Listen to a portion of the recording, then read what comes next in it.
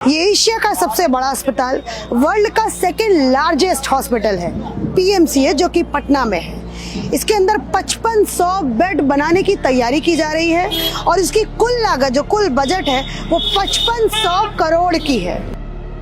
जब मैं पीएमसीएच में पहुंचती हूँ और मैं वहाँ जाके अंदर अस्पताल में, मैं एक तो मेन बिल्डिंग बनी है, नई बिल्डिंग, वहाँ पर जाके देखती हूँ तो ऐसा कोई ट्रॉली बॉय नहीं, लोग हाथ से अपने पेशेंट को उठा करके लेके जा रहे थे, मतलब हाथ से उठा के लेके जा रहे थे। लिफ्ट में हाथ से कोई पैरालाइज्ड है तो उसको 2 लोग लग रहे हैं, मतलब कोई व्हील चेयर नहीं, कोई स्ट्रेचर नहीं, कोई गेट पे व्यवस्था नहीं, ट्रॉली बॉय नहीं, जिनको सैलरी दी जाती है इसलिए ताकि वो स्ट्रेचर लेकर के आए मरीज के पास और वहाँ पे स्ट्रेचर पर बिठाएं, उसके बाद वो वार्ड तक लेके जाएं।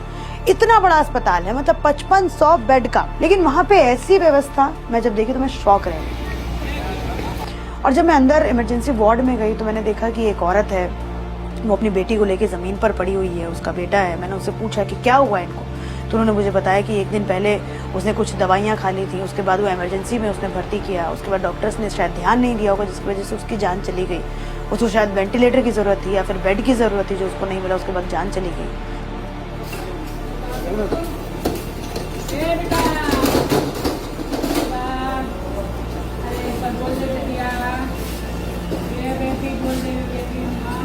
और जो लोग बिहार से हैं वो इस चीज़ से रिलेट कर पाएंगे। अगर आप क्रिटिकल सिचुएशन में हो और अगर आपको जिंदा रहना है तो उसके लिए बहुत जद्दोजहद करनी पड़ती है और सबसे ज़्यादा हिम्मत लगती है परिवार के लोगों को, क्योंकि पेशेंट तो इस अवस्था में है कि वो समझ ही नहीं पा रहा है कि उसके साथ हो क्या रहा है, लेकिन परिवार के लोग ऐसे हैं जो उस सिचुएशन को फील कर पाएंगे। फिर उसके बाद मैं देखती हूँ कि लोग लाइन में खड़े हैं, हॉस्पिटल्स के अंदर बेड पूरी तरीके से हैं, लोगों ने अपने मुंह पे ऑक्सीजन मास्क लगा रखा है, ग्लूकोज का बॉटल हाथ में ले रखा है। उसके बाद जो एक चीज़ जो मैं मेन नोटिस करती हूँ पीएमसीएच के अंदर, वो ये कि इमरजेंसी वार्ड के जस्ट बाहर प्राइवेट एम्बुलेंस आता है।